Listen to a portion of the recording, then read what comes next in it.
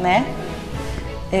Hoje a gente vai continuar o estudo do livro Os Missionários da Luz, tá? E vamos prosseguir no capítulo 7, que é o socorro espiritual. E aí, recordando o início dessa lição, né, do capítulo 7, o André nos conta que ele estava junto com Alexandre, junto com o grupo do irmão Francisco, Afonso, que foi o encarnado que ajudou ali no veículo material, né? E Justina, que era a mãe de Antônio. E todos eles estavam ali reunidos na residência de Antônio, porque a fim de socorrê-lo, porque ele estava numa situação gravíssima de saúde, o Antônio, que era o filho da Justina, né?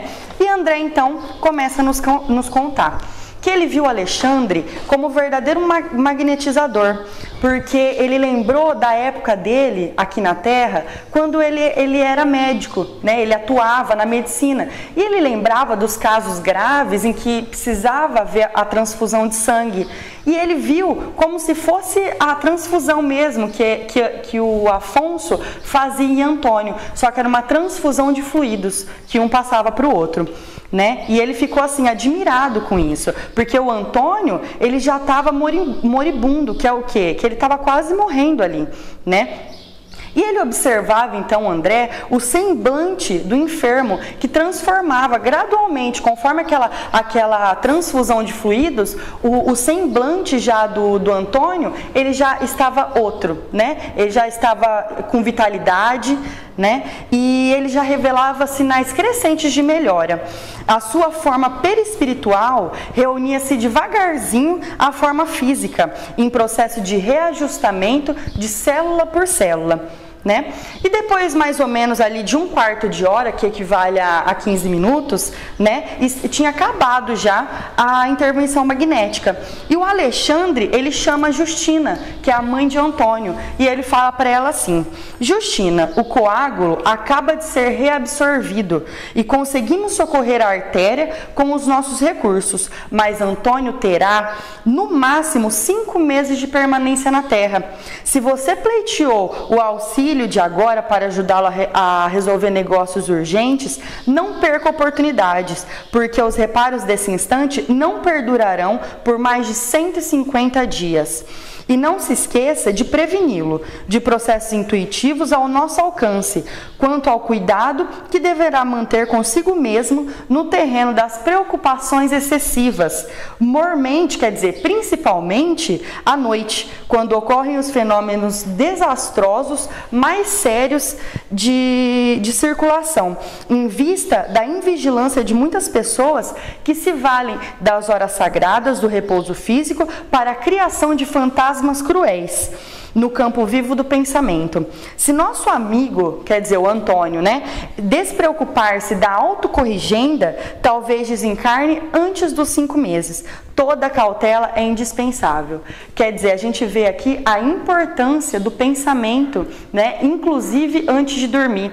Antes da gente repousar, né, como a gente precisa fazer prece, elevar os nossos pensamentos, como isso é importante, manter o nosso pensamento elevado.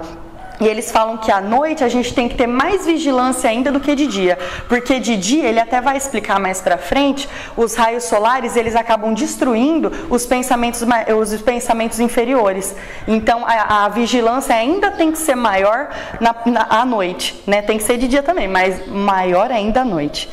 E então a genitora, né, que é a Justina, agradeceu, comovida em lágrimas de contentamento.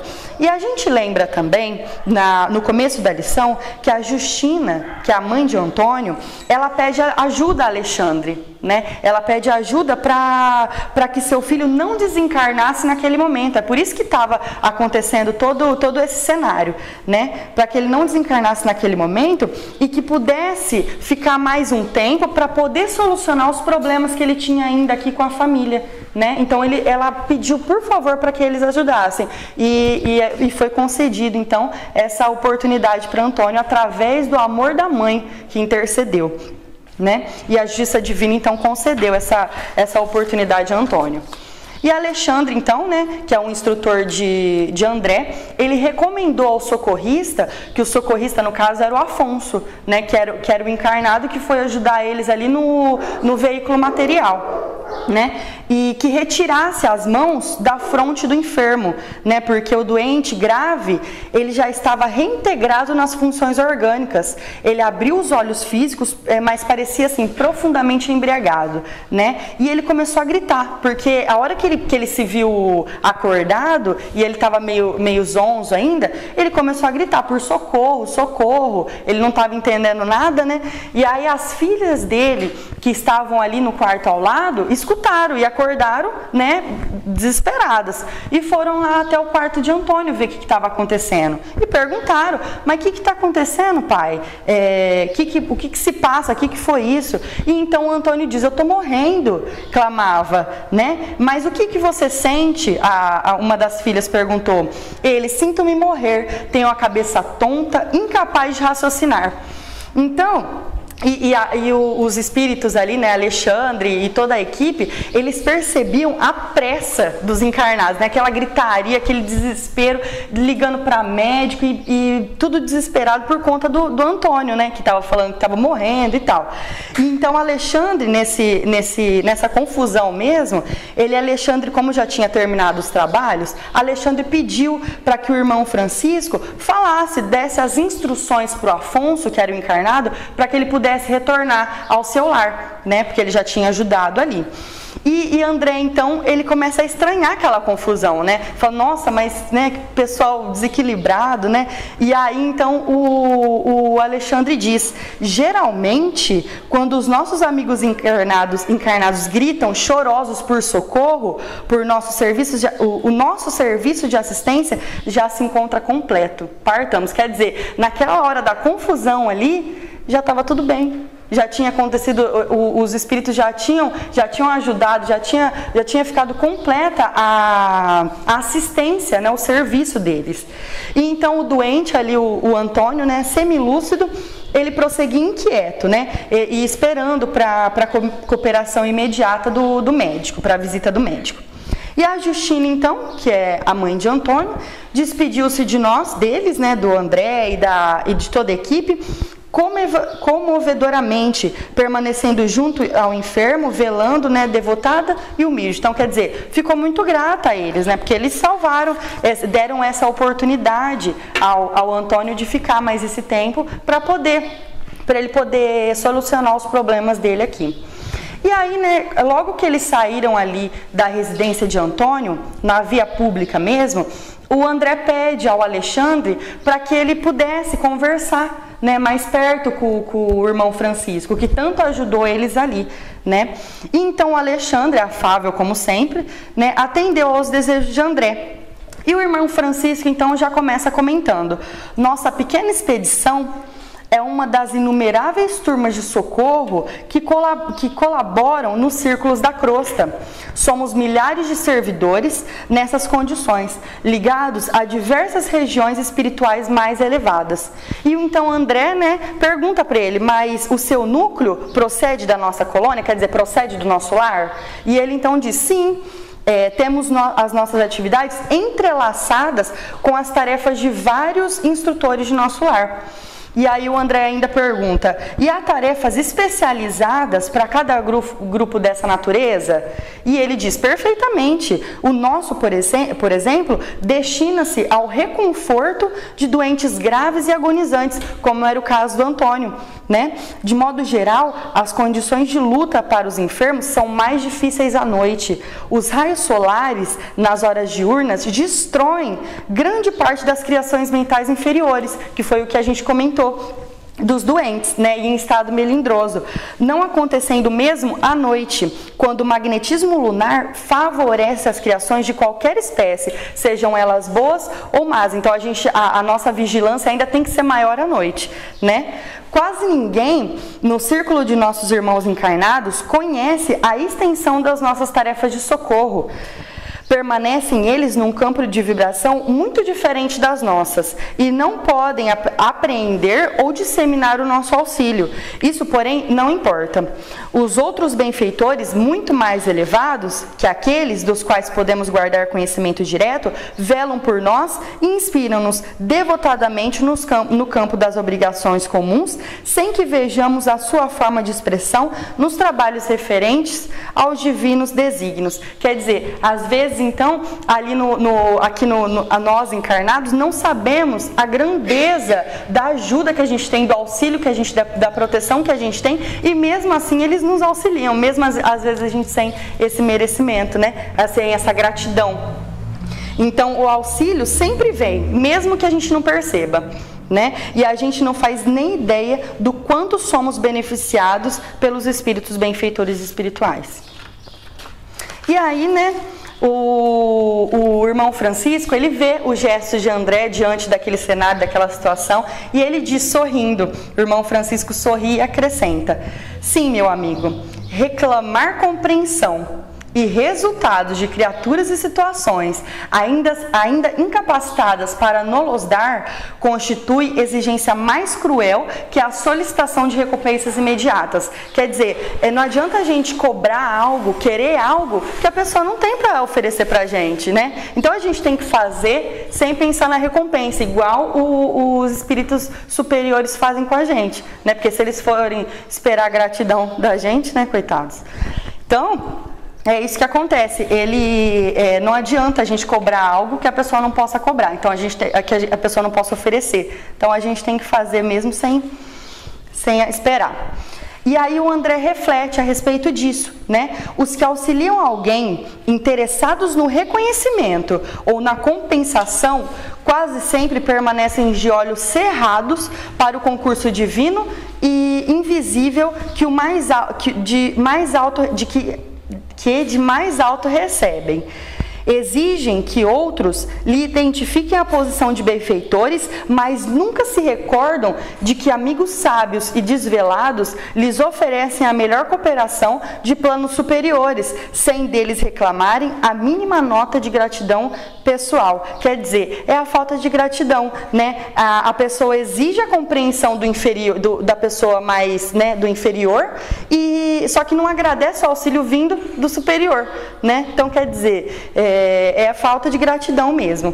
E o irmão Francisco continua: são muitos irmãos afins que se reúnem depois da morte do corpo, em tarefa de amparo fraternal, quando já alcançaram os primeiros degraus da escada de purificação. Do que me é possível ajuizar, semelhantes trabalhos são dos mais eficientes e dignos em favor dos homens. Raramente os companheiros encarnados, quando em excelentes condições de saúde física, podem compreender as aflições dos enfermos em posição desesperadoras ou moribundos, prestes a partir. Nós outros, porém, no quadro de realidades mais fortes, sabemos que muitas vezes é possível efetuar realizações deveras sublimes de natureza espiritual em poucos dias. Nessas circunstâncias, depois de longos anos de atividades inúteis. Então, quer dizer, às vezes, naquela situação ali, por exemplo, que o Antônio estava, de desesperadora, que ele estava com medo de morrer, naquela pequeno espaço de tempo, ele pode fazer coisas mais sublimes do que às vezes numa existência inteira, né? Que a pessoa fica atrás de conforto, de coisas materiais. Então, às vezes, nesse pequeno espaço de tempo em que a pessoa sofre, ela acaba se elevando muito mais do que numa existência muitas vezes inútil, né? Que ele fala aqui. No leito da morte, ele ainda fala: as criaturas são mais humanas e dóceis. Dir-se-ia que a moléstia intransigente enfraquece os instintos mais baixos, atenua as labaredas mais vivas das paixões inferiores, desanimaliza a alma, abrindo-lhe em torno interstícios abençoados por onde penetra infinita luz, e a dor vai derrubando as pesadas muralhas da indiferença, do egoísmo cristalizado e do amor próprio excessivo. Então, quer dizer, a dor é uma bênção que Deus envia aos seus eleitos, né? É a mesma coisa da gente, quando a gente está aqui com saúde, né, com aquela vitalidade, a gente nem lembra de agradecer, né, a saúde que a gente tem, mas é dar alguma coisa que, nossa Senhora, a primeira coisa que a gente pensa, ai meu Deus, né? Ai meu Deus. Então, é assim, quando a gente vê que a coisa está apertando, aí a gente recorre, aí a gente agradece, né? E é isso que ele está falando, que a dor é uma bênção mesmo, que Deus envia aos seus eleitos. Aí, ele acentua ali, ainda ele continua, né? Acentua-lhe o heroísmo e gravam-se-lhe no coração para sempre mensagens vivas de amor e sabedoria. Na noite espessa da agonia começa a brilhar a aurora da vida eterna. Olha que lindo! E aos seus clarões indistintos, nossos princípios são facilmente aceitos. A sensibilidade demonstra características sublimes e a luz imortal lança fontes de infinito poder nos recessos do espírito, né? E o interlocutor, né, que é o irmão Francisco, ele fez uma longa pausa e então finalizou. Desse modo, conseguimos efetuar um serviço de assistência eficaz, carregando novos valores no campo da fraternidade e do bem legítimo.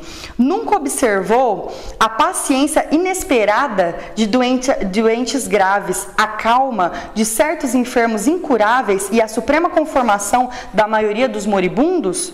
Muitas vezes, semelhantes edificações, incompreensíveis para os encarnados que os cercam, constituem o fruto do esforço dos nossos grupos itinerantes de socorro. Então, a gente vê a grandeza desse trabalho incansável que eles fazem, né? Às vezes, a gente nem sabe aquela pessoa que está naquela fase quase terminal e tem aquela tranquilidade, né? Ou então numa doença que não tem cura e que a pessoa está confortável, se conformou com aquilo. Isso são tudo trabalho desses socorristas, né? Dos nossos benfeitores espirituais que ajudam a gente e que auxiliam a gente a todo momento. E é isso que ele fala aqui, né? Que muitas vezes essas edificações são fruto do serviço deles, feito aqui na crosta, feito aqui na terra, né? E Francisco, então, e aí o André, ele reflete, né? De fato, a serenidade dos enfermos em condições desesperadoras e a resignação inexplicável dos agonizantes, absolutamente distanciados da fé religiosa, não poderiam guardar de outra origem, né? Quer dizer, são mesmo vindos dos nossos superiores que ajudam a gente, desses grupos de socorro. A bondade divina é infinita e em todos os lugares há sempre generosas manifestações da providência paternal de Deus, confortando os tristes, acalmando os desesperados, socorrendo os ignorantes e abençoando os infelizes. Então, quer dizer, né, aqui a gente vê que a misericórdia de Deus, ela não deixa um filho sem proteção, né? Ele sem auxílio, então, e que através desses emissários, que são os grupos de socorro que a gente viu, emissários espalhados por todo o universo, eles levam o consolo, o conforto aos que sofrem, como vimos na lição de hoje. Só nos cabe agradecer por a gente estar sabendo de tudo isso, porque esse livro para mim foi muito bom, eu gostei demais, sabe, de conhecer coisa que eu nem imaginava, né? Então, e agradecer por a gente estar tendo recebendo essas informações de tanta valia, né? Que vale tanto pra gente, tá? E então acabou aqui o nosso estudo e muita paz para todos nós.